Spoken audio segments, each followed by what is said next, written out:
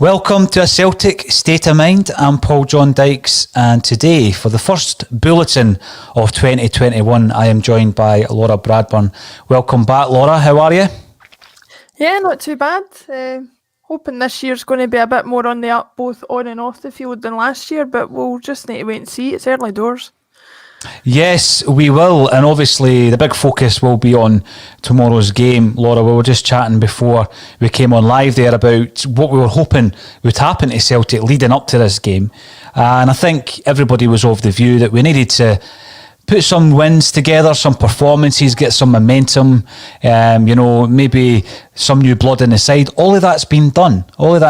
And yes, we did struggle in the Scottish Cup final. Although it was an impressive first half, if you're able to analyse the whole match, it was an impressive first half. But we have put those 6 wins together. I know people class the Scottish Cup final as a draw, which I'm far more keen to say, well, we won it, so I'll call it a win on penalties.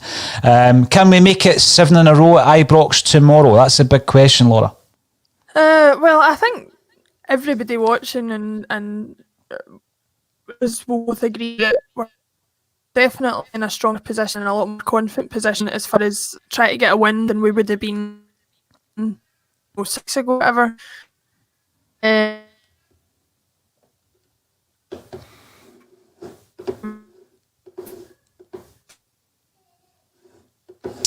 Your signal's coming and going at the minute, Laura, so we'll make sure that we can continue and you can sort out your tech. In the meantime, I'm sure you'll be back to us in just a few moments. Got to say a massive Happy New Year to everybody that supported us in 2020.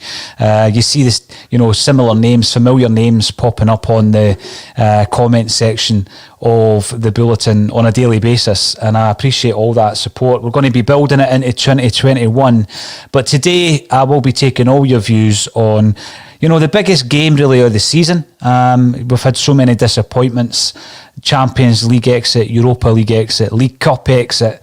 Everything seemed to be crumbling around the edges, and the big changes had to be made. Neil Lennon made them. I think there's been an element of fortune in the fact that Sorrow and indeed David Turnbull have come in and made such a difference to the Celtic side.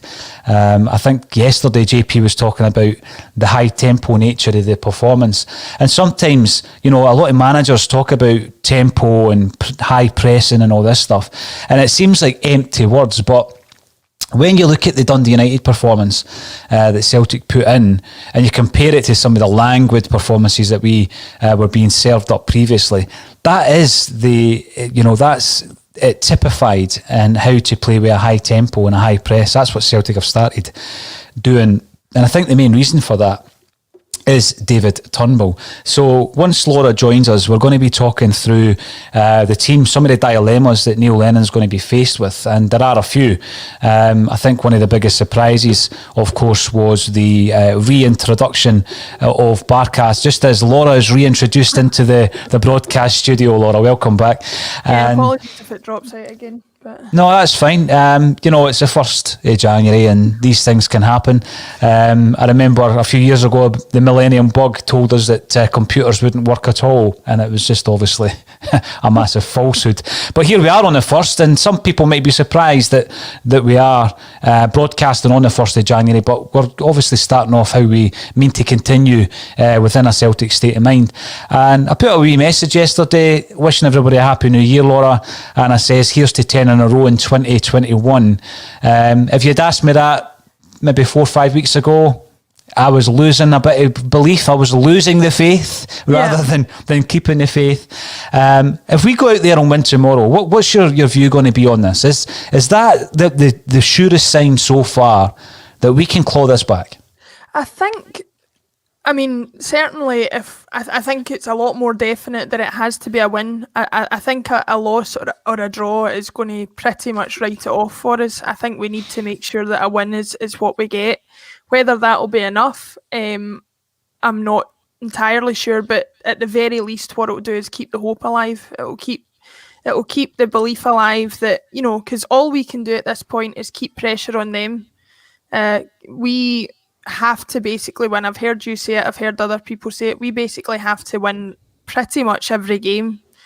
between now and the end of the season, and the only way that we're going to win the league is if we do that, and that'll increase the pressure on them. A lot of their players haven't saw out a title victory, and maybe by us keeping up the pressure, it'll make them stumble, whether it's against us or against another opposition. It's the only way that we can continue to put pressure on them, I think. This was the big argument. I mean, I was constantly looking at that Celtic squad, Laura. I was rather bemused. Now, I know that we had all the issues with Bolingoli, for example, which, we're still seeing the effects of that, because 2 of the games in hand that we have is down to him and his behaviour. We've seen the loss of form of some players that we thought we could rely on. There was a big question around Scott Brown, and that's going to come up in today's conversation, whether or not Brown had the legs anymore in the middle of the park. There was also the question around the new signings. We brought in 6 new players. It's a hell of a lot of new players to bring in if they're all playing. Obviously, it takes a while for them to bed in, get to know their teammates, get to know the country. Yeah. Under difficult circumstances as well, because they don't have the opportunity to socialise as they maybe did before. We had the Lee Griffiths situation. But I was still looking at that squad thinking that we were capable, Laura, of putting together an impressive run of results. We've done it so many times over the last 9 seasons. Famously under Rodgers, the final game obviously was Ronnie Dyler's last game in charge. That was the beginning of a 60-odd game unbeaten run. We have it in us to go on an incredible run. I know that. So then you start looking at what can we affect. And obviously there's 3 games we can affect against Rangers. But then again, you're looking at the January fixtures, and you're looking at Rangers run of games: Aberdeen, Hibs, Motherwell and Ross County. Mm-hmm. You'd maybe think that should they go ahead and win all 4 of those games, then we are going to be up against it. But I don't think they will. I think there's been signs in the last few weeks that they can be got at. Mm-hmm. But what Celtic need to do is get a result tomorrow to start that disintegration of momentum, of confidence, and of the winning streak that they've been on, because I take nothing away from it. It's been an incredible run of games they've had, an incredible run of luck when you consider that they don't give away penalties and they've not had any COVID casualties, but that's just luck, I'm sure. But yeah, I think it all starts tomorrow. It all starts tomorrow, Laura, and the pivotal thing will be an hour before kick-off when that team line pops up on Twitter. We then try and figure out the shape. Can you see there being many surprises with the team selection? I would hope not. I know there's a lot of debate about Scott Brown and whether he deserves to be back in, basically for the same reasons he was put in against Hearts in the cup final, and that definitely worked. My preferred option would be to go with the team that we have, because I think that, like you said, Rangers can be got at. And I think if we come out of the gates fast and try and get at them, pressure them, attack them more than any other team will probably attack them in the league. We don't really know this season what they're like when they're attacked, because I don't think we were very attacking in the last Old Firm match that we played against them. So I think if we get out early, get at them with the current lineup that we've had for the last few games, we can maybe get ourselves into a position where a Scott Brown or somebody like that can come on for the second half and maybe shore things up, or at least, stop them from creating anything thereafter. But I think that, to me, the old adage is, if it's not broke, don't fix it. And I think that definitely applies here. I would agree with that. I mean, we spoke long about the Scottish Cup selection. There was the suggestion by Neil Lennon that he would return to some element of experience. And so, yeah, it was no surprise when Scott Brown started the game. Neil Lennon's gone on to say, of course, Laura, that Sorrow didn't start because he had food poisoning. So hopefully, he's only eating food that's being prepared by the Celtic chef leading up to tomorrow's game. But because I think, in terms of revelations, Sorrow has been unbelievable this season. He's come in just when we needed him. And, you've got to give Neil Lennon credit, because otherwise I'd be sitting here saying, why has he not seen that day-to-day at training? I could say the same about Turnbull. Why is it taking him this long for him to be introduced? And, that would be me being mega, mega critical of the gaffer if I said that. The way I look at it, Laura... I think I made that point when they'd only played a couple of games, and I think it was a fair point to make. But I think that point gets put to bed when he keeps them in, when they perform well. If he had gone back to old ways after a couple of games with no reason to have dropped them, you could have then said, well, the judgment it still isn't there. But you have to appreciate that no matter what the reason for them being left out before or the reason for them being included, if they're included and they play well and he keeps them in, you can't criticise him for that. No, definitely. And of course, as a result of that as well, some of the players who I guess are casualties are the likes of Scott Brown, the captain, but also Tommy Rogic, who was starting quite a few games, El Yunusi. These players now, basically they're going to have to try and fight back in, and they're going to have to, perform particularly well, because when you're looking also at the others round about Sorrow and Turnbull in this diamond that everybody's raving about, and rightly so, you've got Callum McGregor, who seems to have been given a new lease of life, and Ryan Christie, the much maligned Christie at times, who, I always just say if he could just focus on one area of that part, Laurie, it would be far better in terms of the team. It's not all about Ryan Christie then. But I think that has lent itself, the creativity of Turnbull takes a bit of pressure off Christie. The holding play Sorrow allows McGregor to express himself like we know he can. So for me, that four is pivotal. And there's a couple of other areas of the pitch that I think we could maybe argue the toss on. But I think as long as we start with that four, everything else round about that, I feel, I'm not going to say it could be tinkered with, because I would much rather continue with Griffin Eddy up front. I would much rather have Ayer and Julien at centre half, but I know that might be out of Lenny's hands. But I think that the most pivotal area tomorrow will be that diamond. Yeah, and I think that it was made even more apparent against Dundee United when the substitutions started getting made. When Elyounoussi and Rogic were on the pitch at the same time, they seemed to get in each other's way. There was Elyounoussi kept cutting in off the left, as he's wont to do. I actually think he's probably, from what I've seen of him, slightly better being a kind of second striker or a number 10 through the middle. And I don't think he actually likes playing this wide left role, which I think is contributing to why his performances aren't always great. So he was coming into the middle, kind of stepping on Rogic's toes a little bit. And I didn't think the communication was there. Whereas this diamond of four, they just, for whatever reason, for a group of four players who, to my knowledge, have never played very much together, if at all, they just seem to know where each other's going to be, what their roles are, who's coming, who's staying, who's going out wide, who's coming in central. There was a couple of times even, I know Sorrow's role in the diamond will be to break up the play a little bit and to distribute the ball, both of which he's really good at. But there was plenty of times that he pushed forward, even beyond Christie and McGregor. We saw that with the goal against Dundee United. So there seems to be a bit more fluidity. I think if you play that diamond the way they're playing, the Rangers midfield won't know who to pick up or where, and that'll just leave them in a situation where they can't really handle it, as far as I can see. When you look at the analysis of the previous 5-6 games against Rangers, and people think, Gerrard has Neil Lennon sussed, or the management team at Rangers have the Celtic management team sussed. And it's hard to argue because they have dominated us, particularly in this area, Laura, and I think that's going to be our weapon really tomorrow. But the other thing that I've been ultra critical of Celtic this season has been, the lack of width. And now, of course, two of their better players, two of their standout players are their two fullbacks who I think offensively are very, very useful for Rangers. And I think it's a case of, do we just try and soak it up by playing two defensive fullbacks, or do we try and nullify it by attacking them?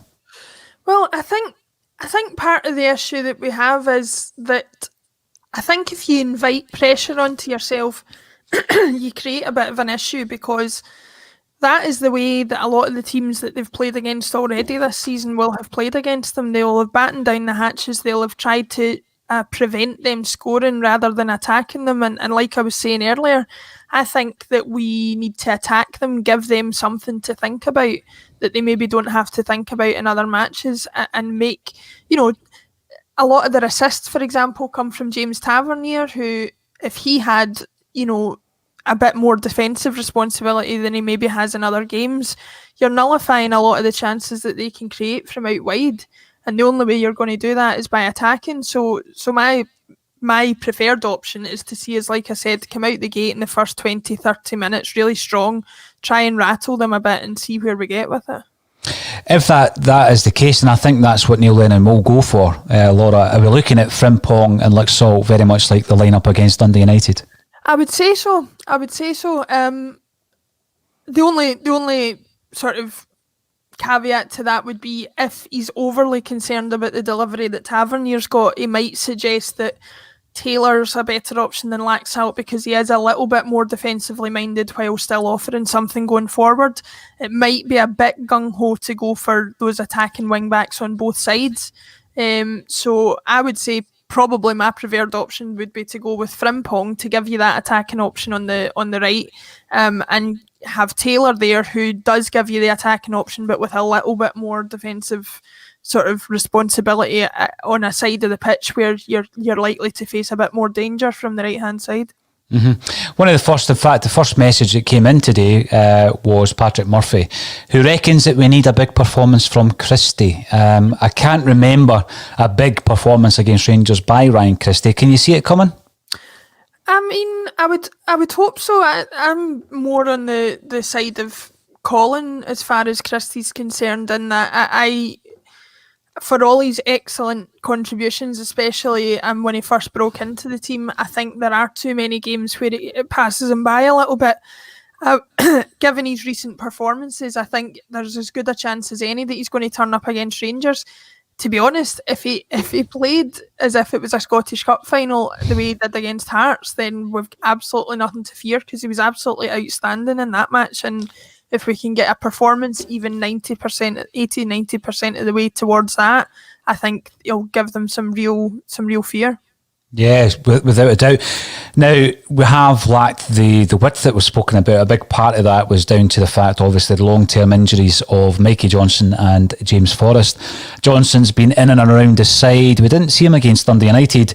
There's been talk of Lenny throwing in a wild card. I'm not sure I'm a big fan of that, to be honest. I just think I like the consistency, like yourself, Laura, looking at the Dundee United performance in particular, because over a 90-minute period, I think it's up there with our best performances of the season. And why would you change it? Why, do you see Mikey Johnson maybe being in Neil Lennon's thoughts? The only thing that I think is a problem with that is, where do you put him? If you're going to play two up front, and those would be Griffiths and Edouard, you would have to think. We already spoke about how well McGregor's playing on the left-hand side of that diamond. So I'd be reluctant to take him out. I don't think Johnson's done enough to justify a place ahead of Turnbull or Christie, so that rules them out. He's obviously not going to play in the position Sorrow's in. So that the only position that leaves you in that he could possibly go in, if we keep the same shape, is at left back. And that's just asking for trouble, in my opinion, because for all he's an excellent player going forward, he provides something tricky. He's not going to give you anything defensively, and you can't play a left back with no defensive sort of minded traits. And I think that's my only issue. Whether you maybe consider playing him up front with Edouard or something like that, but I think that's the only other place I can think to put him, and I think that would be unfair on Griffiths given his recent performances. I agree with that, as does Lloyd Jepson, who reckons if we play Griffiths and Edouard up front together against them, we will win. We've been looking at different signs, really, of turning this season around, Laura. When did it happen? Why did it happen? One of the big ones was the introduction of Sorrow and Turnbull, of course, but also, if we look back to last season and this season, it's the partnership of Edouard and Griffiths. How important is that going to be? Surely Lenny won't break that up tomorrow. Well, I think what it's proved is that it's taken a lot of the pressure off Edouard specifically. He's been off the boil for multiple reasons, and I think the pressure can get to you a little bit when you know that you are almost the sole provider of goals, or at least the sole player that most people will look towards for goals. And while he's been off the boil a bit and has missed multiple chances, he missed a lot of chances against Dundee United, even though he ended up getting a goal. I think Griffiths being there takes a little bit of the pressure off him. They seem to have good chemistry and be working well together, and nobody's in any doubt of Griffiths' finishing ability. So I don't see any reason to change it. And also, again, like I say, I keep going back to this, we can't think too much about the opposition, but they will very rarely play against two up front in Scotland anyway.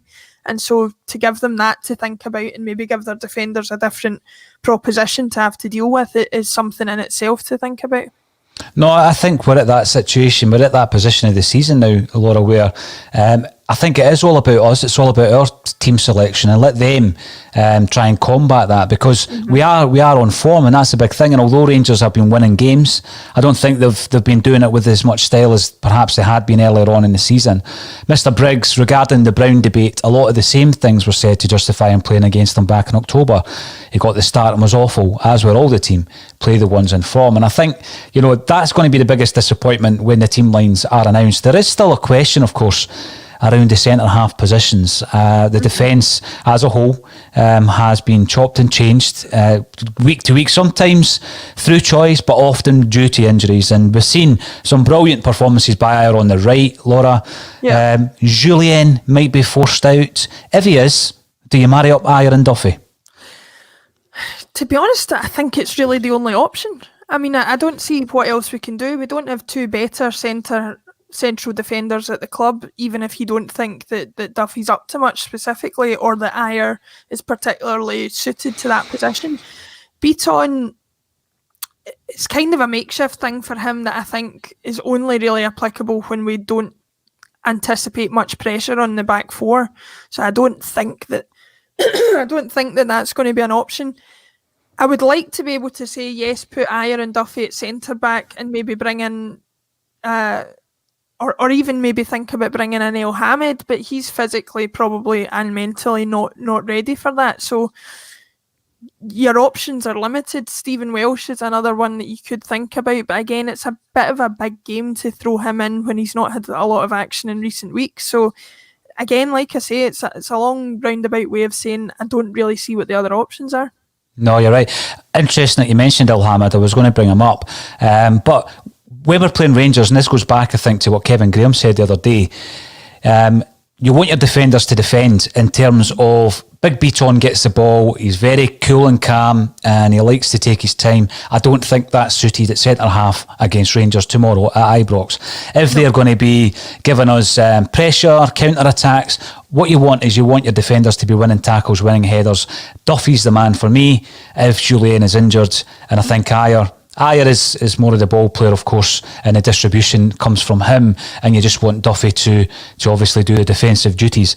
But you mentioned El Hamid, and I was interested to see a tweet yesterday from his agent Dudu Dahan, who basically says that all this chat about him wanting away and going back to Israel is fake news. He wants to fight for his jersey at Celtic. What do you make of that, Laura? Well, I mean, if that's true, then fantastic, because I don't think there's a Celtic fan out there who doesn't rate him as a player and doesn't think that he's got a bit of class about him and a bit of physical presence. So if he's willing to fight and if he's willing to stay, I would love to keep him. The only question that brings up then is what has actually been going on. What is the reason for him being out? Has there been a fallout with the management? Has he just not been performing in training? It kind of puts us all back in the dark again, because it was pretty well understood amongst most circles that was the reason that he wanted to go back. And the agent's not going to achieve anything by coming out and denying it, because all he does then is, even if it's true, put El Hamid in a position where he's under pressure again and that kind of thing. If there was any truth behind it, he would have probably kept his mouth shut, I would have thought. So my only anticipation is that he is telling the truth, that it is fake news. I don't know where it's come from then in that case, but yeah, if we are going to keep him, or if he wants to stay and fight for his jersey, I definitely would want to hold on to him, because I think he's an excellent player. He is, and of course he can play centre half as well. I mean, Yeah. we've not seen him very often, but he can slot in at centre half. He's played there. He's played on the left as well at international level. So I think that adaptability is key.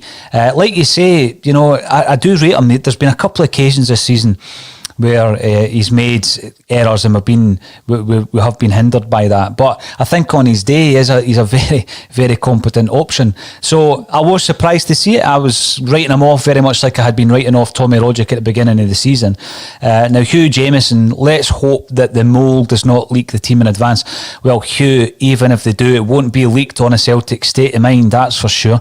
Joe Porter, welcome back. Joe, you reckon Celtic are going to win 3-1? I'll be asking at some point for the prediction of Laura Bradburn later on in the show. Helen McCallum, the team selection tomorrow will be vital if we're going to win or not, and I think that's when that team line comes in, that's obviously the big one. Are there going to be any names in there that we don't expect? Alan Robertson, Frimpong at right back would be a massive error by Lennon. We need to be able to defend against their threats on our right hand side.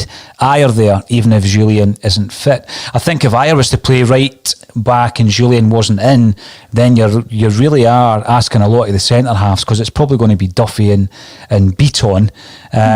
I would hope that we don't throw in players like we had to the last time. Sean McCrory picks up on that point. The last game we played them, we had a depleted squad. Welsh started, Klamala started, we had Christie missing and Edouard missing. Tomorrow we are practically full strength. You're right, I think the only person that's missing is Jamesy Forrest. And John is saying that Turnbull will make the difference tomorrow. I think the stage is set for Turnbull to make a difference. I would also love to see, there's a couple of others, Laura, that I think, someone mentioned earlier, Christie needs a big performance against Rangers. Well, I think Barkas needs a big performance. I think if Duffy comes in, a big performance for Duffy would be pivotal in him regaining his confidence and hopefully some form as well. What's your thoughts on the Barkas situation? Because I've not had a chance to ask you since Lenny came out and made it pretty clear this guy's our number one. How do you feel for Connor Hazard? Obviously, you and I watched him in the final. Yeah, I think the kind of high of Connor Hazard coming in and having a more than competent performance has kind of died down a bit, and people are accepting of some of his errors and some of his inexperiences. The only way he's going to fix that, obviously, is by getting games. The issue I have more concern with was Lennon's reasoning for putting Barkas in. He didn't say, I think he's been playing well, I don't think he's had any reason to be dropped or anything of that sort. He said, I don't have the quote in front of me, but it was something along the lines of, he was brought into the club to be our number one and I want him to play. Mm-hmm. Now, is that reason enough to play somebody when the evidence suggests that somebody else is playing better? For me, it's not.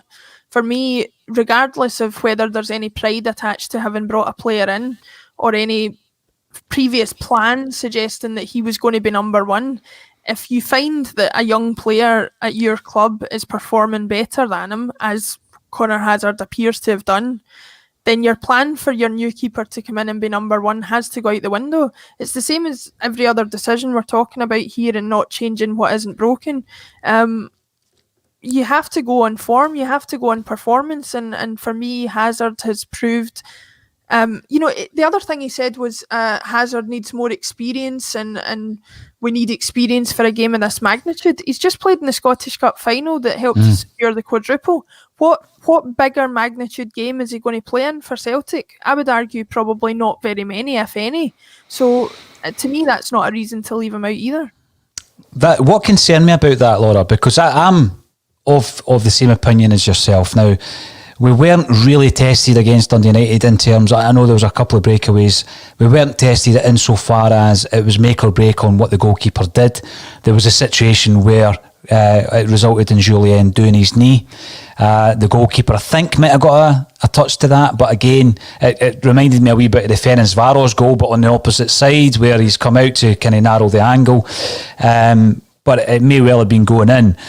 Connor Hazard, as you've just said, was the number one. He was the number one, and the point I would make is 22 years of age, as is Sorrow. Now, the only way that they get the experience is by playing in games like this. So they were thrown in against Lille European game, albeit nothing to play for, a dead rubber for Celtic, no fans at the game. But it was against really, really competent opposition, very good opposition. And both of them played particularly well, as did Turnbull. Turning point of the season, we'll need to wait and see. But then we go into the Scottish Cup final, he's still got the jersey, which is great. Great for the guy. Building in confidence, makes the saves. I just felt it was almost out of the blue when, Barkas comes back in and then Lennon gives the reason that you've just provided. Well, he was bought as the number one, so he needs to play. I want him to play. It's almost as if we've spent all this money on him, so we're going to have to play him. Yeah, and I think as well, I might have missed something as to why he didn't play in the Scottish Cup final. I don't know if there was an injury or anything associated with that, but I remember being on the podcast with Jim Orr the week before the Cup final, and he said if Barkas doesn't play, that's it for him. Mm-hmm. And I would tend to agree.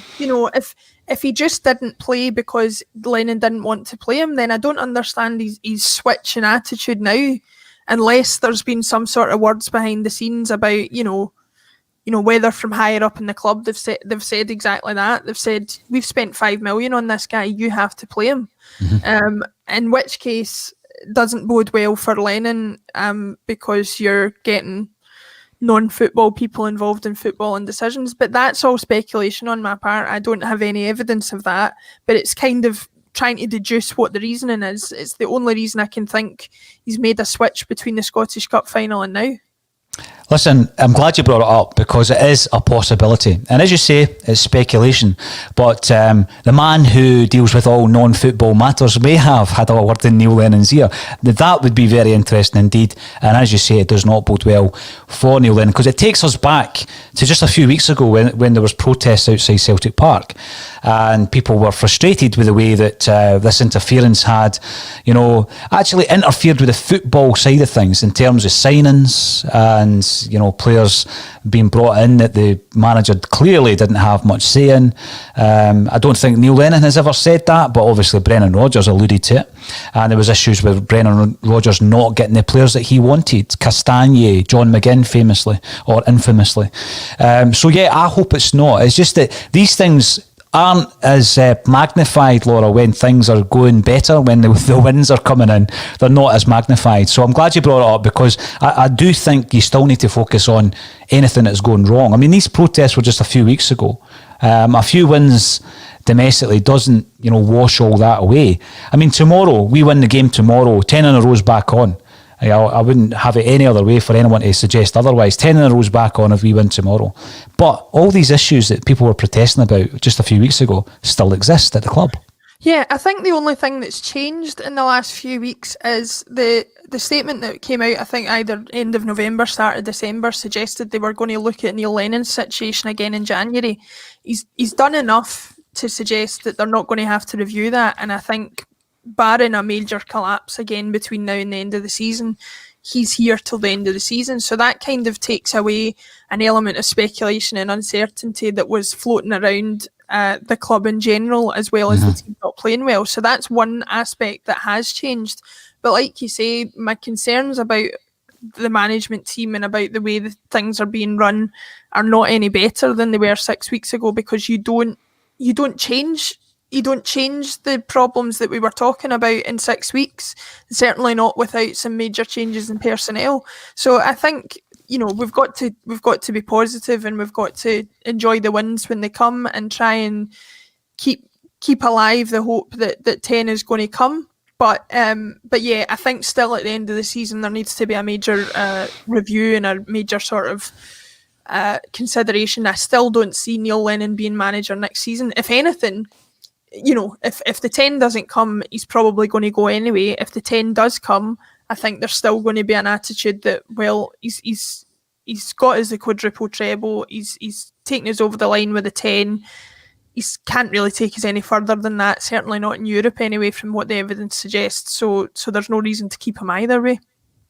Well, the big thing for me with regards to Neil Lennon is I'm very aware, Laura, of the fact that we do the bulletin every single day, we watch every single game, and we analyse every nuance of Celtic Football Club. So when things aren't going well, you comment on them as you are feeling. And, if I did say anything in relation to Neil Lennon that I regretted, then I would say it. But I don't. I don't actually regret anything that I said in relation to the team's performance, the poor tactical ability of the coaching staff to change games in match. And obviously the whole season seemed to be derailing during that period of 12 games, 2 wins. And that doesn't change. But yes, I will also give them credit when the club are doing well. But even if we do pull this back, and it'll be a monumental comeback for Celtic to win 10 in a row. Kieran Tierney thinks we're going to do it, by the way. It will be a monumental comeback, and it'd be great. It would be absolutely phenomenal. I still think a change should be made at the end of the season, regardless. It would be the perfect time for Celtic to make that change, because we are going to have to rebuild, and there's going to be a lot of structural changes required. Kieran Tierney, just whilst I've mentioned KT, obviously still running about with Celtic badges on his shin pads and stuff like that. So he comes out and he speaks about how he regrets the fact that he didn't get a chance to work with Neil Lennon longer, and he still thinks that Celtic will win the 10. Will I ask you after the game tomorrow, or do you want to commit just now, Laura? Is it still there? I'm not getting carried away after a few results. I think too much hinges on tomorrow, to be honest, to say right now whether it's going to happen, because I do believe if we win, it's certainly on. Anything other than that, and it's not. So that's as much sitting on the fence as I'm willing to do. I think if we win tomorrow, we can certainly do it. But it'll depend on that, I think. Mr. Briggs, thank you for continually getting involved in the broadcasts. You're watching on YouTube. And if you are watching on YouTube, remember to subscribe. Not only do you get a Celtic State of Mind content, you get other things. So last night, Laura, leading up to the bells for the new year, we had our second live acoustic session with a young Scottish artist called Joshua Grant. Now, Joshua's a Dundee United fan. Don't hold it against him. Go and watch that acoustic session. It was excellent. And I think we're going to hear a lot more about that young man in 2021, but please do subscribe. And Mr. Briggs says, mind when Barry Robson cleaned out Christian Daly with his elbow a minute into the game back in 2008. Robbo was good at letting them know we were up for a fight. I brought that up for a couple of reasons. Firstly, we've mentioned on here a couple of times, Laura, the great turnaround of the season when Robson and Paul Hartley come back into the Celtic midfield under Gordon Strachan, and it was pivotal to Celtic winning the league. There's been some reflection on that season and comparisons made with the Turnbull Sorrow introductions. I mean, it would be massive, of course it would be massive for such a change and such an influence to be made on Celtic's fortunes this season. Do you think it's going to be as big as that for Sorrow and Turnbull?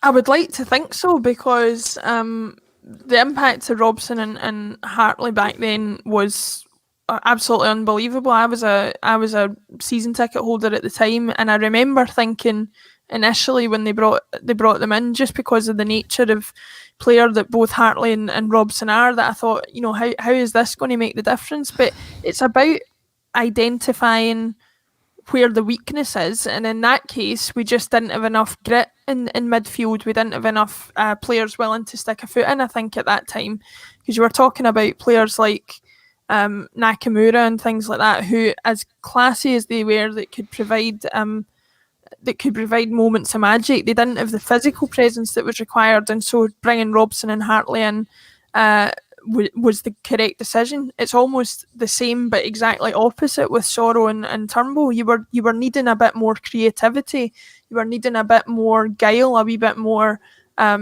ability from certain people in the midfield to create chances, and I think Sorrow gets unfairly labelled as this kind of engine room midfielder that's only there to break up the play. He's a much more well-rounded footballer than that, and I think him and Turnbull have brought out a different side to the attack.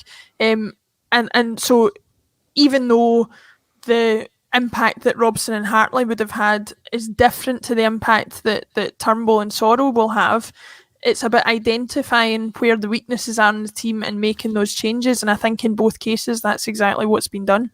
One final point actually on Turnbull before I go to Mark's comment, which leads on from what you were saying, Laura. And by the way, it would be pretty mind-blowing, but would I reckon it's beyond the realms of possibility for the Celtic board to dictate who plays in the team. I don't think so. And I think most people... I don't think anybody's thinking that higher... I think this would happen at most clubs, to be honest. If I remember it happened with Fernando Torres at Chelsea back in the day. You were talking about much bigger sums of money at that time. But I think it's not necessarily to do with the club dictating what players play because of the way they perform or anything like that. It's very much tied to the financial aspect of the players that have been brought in. And if the board have outlaid a relatively large amount of money on a player, they're going to want to see that at least he's given the opportunity. Again, like I say, I have no evidence of that. That's just something that I thought might be the case because of Lennon's sort of very quick change of mind in the way that he was treating the Barkas situation. Yeah, definitely. There's a few other interesting points here on Barkas. He's played in big and intimidating games in Greece, says the FM boy, against the likes of PAOK, Panathinaikos, Olympiakos. Granted, he's been poor, but he is experienced enough for this fixture. And Kieran McClement says that you don't become a Greek international without some decent performances. When one of the best Greek internationals I've ever seen was particularly good against Rangers at Ibrox, and that was Big Samaras. And he was a favourite of mine. Laura, was Samaras. I know that he divided opinion. I just think with games and understanding the centre halves in front of him, I think Barkas will slowly come into his own. And I said earlier, it would be good for him to have a big performance, but if he does have a big performance, that means we'll be on our back foot a fair bit. I think it's going to be a topsy-turvy game. I think there's going to be goals at both ends, and I'm actually predicting 3-2 Celtic. Laura, I'm going to try and pin you down to a prediction yourself.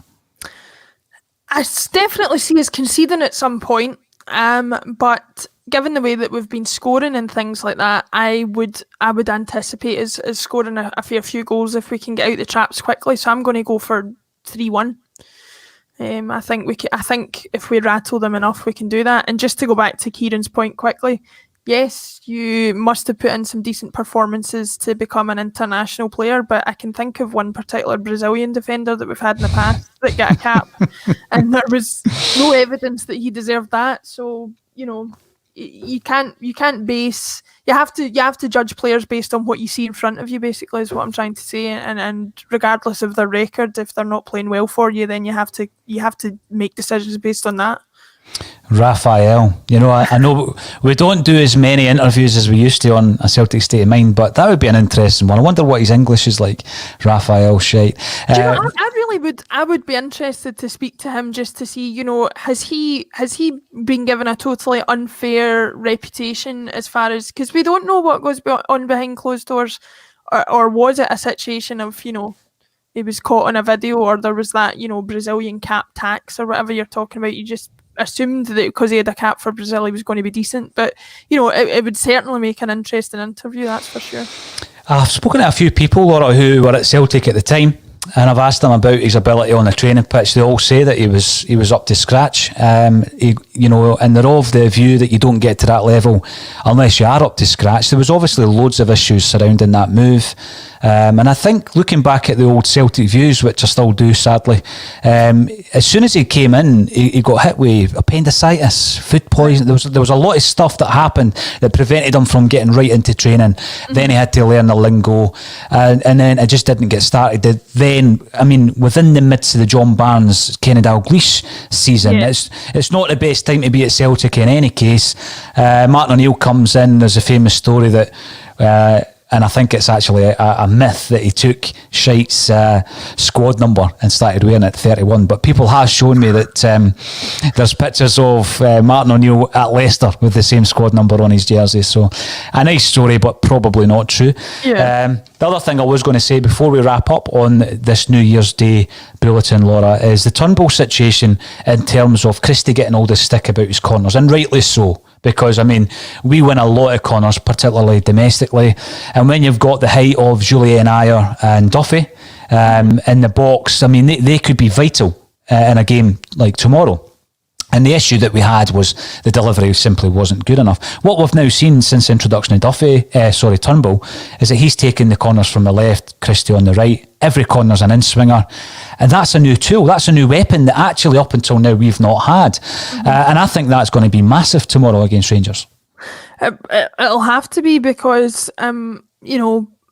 we have to take every opportunity that we can, whether it's actually outfield play that provides us with chances or set pieces and corners and things like that. We can't afford to have any weak part of our game when it comes to creating chances. And like you say, we've gone so long where we've not had a recognised free kick taker, with Griffiths being out the team and nobody really seeming up to scratch. So to have a situation where you might end up going into the game tomorrow with both Griffiths and Turnbull on the part, you've got a left-footed and a right-footed player both there who can provide set pieces that would rival anybody in the country. So I unfortunately for Christie, I think you just have to admit when there's somebody better there to do the job than you.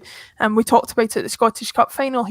Christie seemed to take a lot of the set pieces against Hearts in the first half, and then all of a sudden came out in the second half and Turnbull was taking everything because Christie's had provided nothing. So we just need to go with who's the strongest at each role, and if Turnbull is going to be the one that provides set pieces that cause a real danger, then that's who we have to go with. One final point, Laura, before I let you get off to enjoy the 1st of January. It's a slightly shorter bulletin, but we felt it necessary on the eve of the Celtic Rangers game. Mattis Faction on YouTube. The Green Brigade need to adapt Sunshine on Leith for Sorrow. They need to get a song for him. There's a few that could be used, I guess. Sorrow by David Bowie being an obvious choice as well. But obviously Sorrow himself likes Sunshine on Leith, so I'm sure the creative chaps at the Green Brigade are able to put something together. Laura, here's hoping tomorrow is a massive turning point. I said to Kevin the other day, I feel that what we've done in the last 6 games has got us out of rut. I don't think it's a turning point. I think it's got us out that rut. But we need a result in a game like tomorrow. And once that final whistle blows, I hope we are celebrating. Tomorrow, I will be joined by Anthony Haggerty, who is an excellent guest who comes in from time to time on the ACSOM bulletins. It will be great to speak to him about the game. Very knowledgeable about the game is Anthony, so I'm looking forward to that. And Laura, I will catch up with you next week again for your thoughts on hopefully what has been a victory against Rangers. All that's left for me to say is thank you everybody for joining us on the 1st of January. Have a great 2021. I'm sure it'll be better than 2020. And thank you, Laura Bradburn, once again for joining me on a Celtic State of Mind. Yes, come on the boys in green.